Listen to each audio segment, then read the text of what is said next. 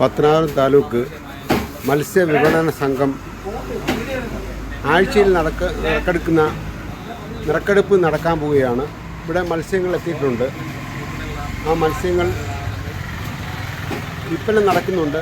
എങ്കിൽ പോലും അതിന് നിറക്കെടുപ്പിന് വേണ്ടി ഉള്ള ക്രമീകരണമാണ് നടക്കുന്നത്.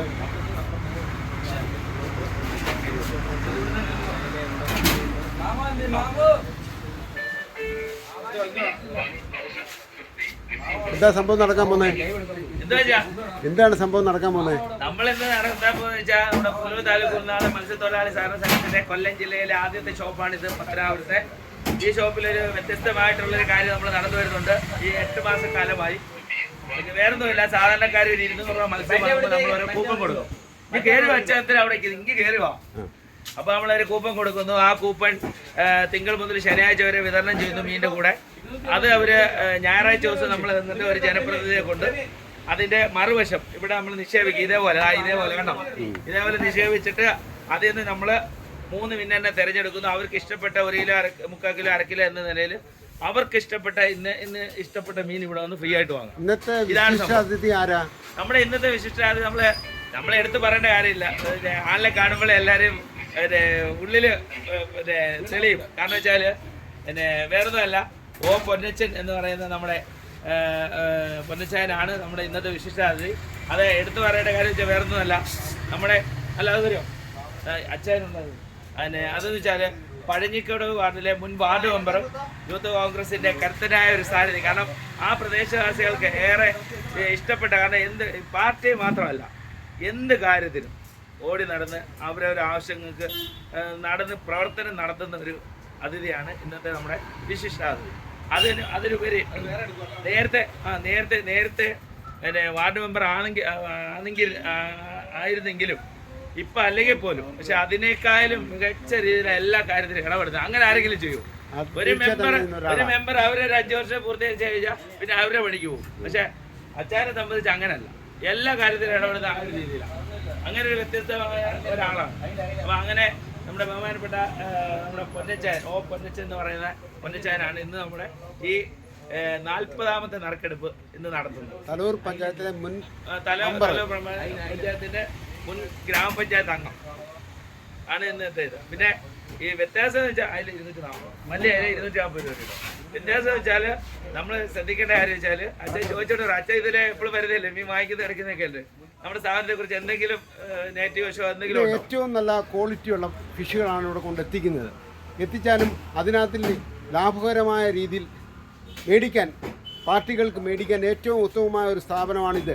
ഈ സ്ഥാപനത്തിൽ തന്നെ ഞായറാഴ്ച നടക്കുന്ന നിറക്കെടുപ്പിലാണെങ്കിൽ പാവപ്പെട്ടവർക്കാണെങ്കിലും പണക്കാർക്കാണെങ്കിലും നിറക്കെടുപ്പിന് മുഖാന്തരമാണെങ്കിൽ 1 കിലോ മത്സ്യം അത് എന്ത് വിലയാണെങ്കിലും ആ മത്സ്യം അവർക്ക് കൊടുക്കുകയും സെക്കൻഡ് പ്രൈസായിട്ട് 3/4 കിലോ മത്സ്യവും അതുകൂടാതെ തേർഡ് പ്രൈസായിട്ട് 1/2 കിലോ മത്സ്യവും കൊടുക്കുന്നുണ്ട്. അത് ഫ്രീ ആയിട്ട് കൊടുക്കുന്നതാണ്. ഫ്രീ ആയിട്ട് കൊടുക്കുന്നതിന് ഉപരിയുണ്ട്. ഈ അടിക്കാത്ത കൂപ്പൺ ശേഖരിച്ച് വെച്ച് കഴിഞ്ഞാൽ നമുക്ക് ഇനി മെഗാ നറുക്കെടുപ്പ് വരുന്നുണ്ട് നവംബറിൽ. അപ്പൊ അതിൽ നമ്മൾ മീനുകളല്ല കൊടുക്കുന്നത്. കാരണം വീട്ടുപകരണങ്ങൾ നമ്മൾ 50 പേർക്ക് നമ്മൾ കൊടുക്കുക എന്നുള്ള ഒരു ഉദ്ദേശ ലക്ഷ്യത്തോടു കൂടി മുന്നോട്ട് പോകുന്നത്. ഇതെല്ലാം നല്ലവരായ നാട്ടുകാർ നല്ല സഹകരിക്കുന്നുണ്ട്. അച്ഛൻ ഉൾപ്പെടെ സ്ഥിരമായിട്ട് വന്നിട്ടാണ്. എനിക്ക് പഠിച്ചിട്ടില്ല, എനിക്ക് ഭാഗ്യമില്ലയോ? അതൊരു ഭാഗ്യം വേണ്ടി അടിക്കാൻ, എനിക്ക് ഭാഗ്യമില്ല. അടിക്കാനൊരു ഭാഗ്യം വേണമല്ലോ. അപ്പൊ അതാണ് വെച്ചാൽ നമ്മുടെ ഇന്നത്തെ ഇവിടുത്തെ ഒരു കേരളത്തിലല്ല, ഇന്ത്യയിൽ ഇങ്ങനെ ഒരു മീൻകടയിൽ ഇങ്ങനെ ഒരു നറുക്കെടുപ്പോ ഇങ്ങനെ ഒരു സംഭവം ഇതുവരെ ഒരു മനുഷ്യനും ചെയ്തിട്ടില്ലെന്നാണ് എൻ്റെ ഒരു അറിവ്. സാധാരണയാണെങ്കിൽ ഈ നറുക്കെടുക്കുന്ന വ്യക്തികൾക്കോ അല്ലെങ്കിൽ പ്രിയപ്പെട്ടവർക്കോ മാറ്റി വെച്ചിട്ടാണ് ആ നറുക്കെടുപ്പാണ് നടത്തുന്നത്. അത് ഇതിനകത്തിൽ നടക്കുന്നില്ല. ഇവരുടെ കാര്യക്ഷമമായിട്ടാണ് ഓപ്പണായിട്ട് ചെയ്യുന്ന ഒരു സംഭവമാണ്. നമ്മളെ ചിലർക്ക് ഒരു ഇതുണ്ട്, ഈ താലൂക്ക് സൊസൈറ്റിയുടെ പേരിൽ നമ്മൾ മോശപ്പെട്ട രീതിയിൽ ചെയ്യുവാന്നൊന്നും ഒന്നുമല്ല. സൊസൈറ്റി നിങ്ങൾക്ക് കൃത്യ നമ്പർ വായിച്ച് നോക്കുമ്പോൾ അറിയാം ഇതൊരു സൊസൈറ്റിയാണ്. ഈ സൊസൈറ്റിയിൽ മാസാമാസം കണക്കെടുപ്പ് ഉൾപ്പെടെ കാര്യങ്ങൾ കൊടുത്തു വരുന്നതും അതേപോലെ ഇവിടെ ജീവനക്കാർ എല്ലാം തന്നെ ഇതിലുള്ള ജീവനക്കാരെന്ന് പറഞ്ഞാൽ ഇൻഷുറൻസ് ആനുകൂല്യങ്ങൾ ക്ഷേമനിധി ബോർഡിൽ അംഗമുള്ളവരും മരണപ്പെട്ടു പോയ ഒരു 10 ലക്ഷം രൂപ അവർക്ക് കിട്ടുന്ന രീതിയിലും അപകടങ്ങളുണ്ടായി ഹോസ്പിറ്റൽ കേസുകൾ 7 ദിവസത്തിന് മേളിൽ ഹോസ്പിറ്റലിലായാൽ അതിനുള്ള ഫണ്ടുകൾ, മക്കളെ പഠിപ്പിക്കാനുള്ള ഫണ്ട്, അങ്ങനെ നിരവധി ഫണ്ടുകൾ കേന്ദ്ര ഗവൺമെൻറ്റിനും നമ്മുടെ ഈ സർക്കാരിൻ്റെ ഇതിൽ തന്നെ ഇഷ്ടം പോലെ ആനുകൂല്യങ്ങളുള്ള ഒരു മത്സ്യ അനുബന്ധ തൊഴിലാളി യൂണിയൻ്റെ CITUവിൻ്റെ നേതൃത്വത്തിലുള്ള ഒരു പുനലൂർ താലൂക്ക് ഉൾനാടൻ മത്സ്യത്തൊഴിലാളി സംഘത്തിൻ്റെ ഷോപ്പാണ് ഇവിടെ നമ്മൾ നടത്തിക്കൊണ്ടിരിക്കുന്നത്. അത് നല്ല രീതിയിൽ ജനങ്ങൾ സഹകരിക്കുന്നുണ്ട്, നല്ല രീതിയിൽ പൊയ്ക്കൊണ്ടിരിക്കുന്നുണ്ട്. ഇനിയും വരും ദിവസങ്ങളിൽ വലിയ വലിയ ചർച്ചകളും വലിയ പ്രസ്ഥാനങ്ങളുടെ വളർച്ചയ്ക്ക് വേണ്ടി ഞങ്ങളെല്ലാവരും സഹകരണം പ്രതീക്ഷിച്ചു. ഇതിനെപ്പറ്റി ഓപ്പൺനെസ്സിന് വല്ലതും പറയാനുണ്ടോ? തീർച്ചയായിട്ടും നമ്മുടെ കൊല്ലം ജില്ലയിൽ ആദ്യമായി 300-ലധികം വരുന്ന മത്സ്യവിപണന രംഗത്ത് തൊഴിലെടുത്ത് ജീവിക്കുന്ന നമ്മുടെ സഹോദരങ്ങളായിട്ടുള്ള 300-ലധികം വരുന്ന അംഗങ്ങൾ ചേർന്ന് ഒരു സഹകരണ സംഘമായി രജിസ്റ്റർ ചെയ്യുകയും ഗവൺമെൻറ്റിൻ്റെ ലൈസൻസോടുകൂടി തന്നെ ഒരു സ്ഥാപനമായതുകൊണ്ട് ഇത് ആവശ്യക്കാർക്ക് വിശ്വസ്തയോടുകൂടി ഇവിടുന്ന് മത്സ്യം വാങ്ങിച്ച് ഉപയോഗിക്കുന്നതിന് ധൈര്യത്തോടുകൂടി ഉപയോഗിക്കാൻ കഴിയുന്ന ഒരു സാഹചര്യം ആണ് ഇവിടെ നിലവിൽ വന്നിരിക്കുന്നത്. ഈ സ്ഥാപനം തുറന്നോടുകൂടി ഇപ്പൊ എന്തിനാ വന്നിരിക്കുന്നത്? ഇവിടെ ആഴ്ചതോറും നടക്കുന്ന ഒരു നറുക്കെടുപ്പ് പരിപാടിയുമായി ബന്ധപ്പെട്ട് ഇന്ന് ഈ നറുക്കെടുപ്പിന് വേണ്ടി തന്നെ ഇവരെ ക്ഷണിച്ചു.